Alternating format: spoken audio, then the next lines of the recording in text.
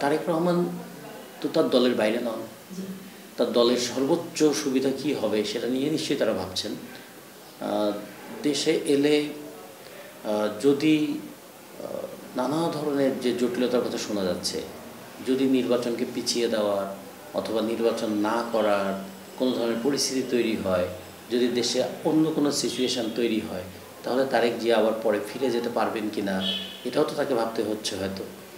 অথবা তিনি হয়তো এরকম ভাবছেন যে নির্বাচনটা পরিচালনা করে যদি একটা সুষ্ঠু অবাধ নির্বাচনের মধ্যে দিয়ে তারা ক্ষমতায় আসেন, তখন তার নামে যে সমস্ত মামলা যেগুলো প্রত্যাহার হয়েছে, যে মামলাগুলো বাতিল হয়ে গেছে, অথবা যে মামলায় তিনি রায় পেয়েছেন, তারপরেও যদি কোনো সন্দেহ থেকে থাকে, সেই সন্দেহের পরিপূর্ণ নিরসন করেই তিনি হয়তো দেশে ফিরবেন। ফলে আমাদের ধারণা যে বিএনপি তার ভবিষ্যতের কথা ভেবেই তার আশা অথবা না আশাটাকে ঠিক করছে, এটা বিএনপি বলতে পারবে ভালো। তো আমরা মানে বাইরে থেকে যেটুকু পর্যবেক্ষণজনিত বিষয় মনে হয় যে তারা চাইছেন যে তারেক রহমানের অনুপস্থিতিও যেন দল পরিচালনার ক্ষেত্রে কোনো সমস্যা তৈরি না করে, সেই জন্য তারা তাদের মতো করে চেষ্টা করবেন।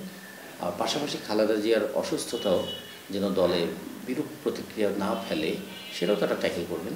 সব মিলিয়ে যে কোনো সিদ্ধান্ত তার পেছনে কিন্তু একটা রাজনৈতিক কারণ থাকে, রাজনৈতিক লক্ষ্য থাকে। আমরা অনেক সময় ব্যক্তিগতভাবে অনেক মতামত দিই, কিন্তু তাদেরকে তো আবার ভাবতে হয় তাদের দলের কথাটা, নিশ্চয়ই তারা সেটা দেখবে।